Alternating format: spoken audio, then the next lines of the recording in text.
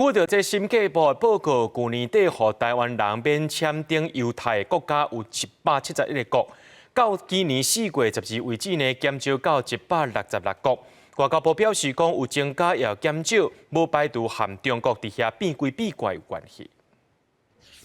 休热期间，有真侪人会出国享受假期。根据2024亨利护照指数公布上强护照排名，台湾以143个无特地免签，甲多名旅者并列第35名。也毋过，审计部报告所指出，到今年4月12日，予台湾人免签证泰国国家为去年底171国减少到166国。外交部回应部分地区无排除甲中国施压有关系。每个签证待遇异动的个案情形都不一样，不能一概而论。但外交部都不能排除与中国施压有关。我期待，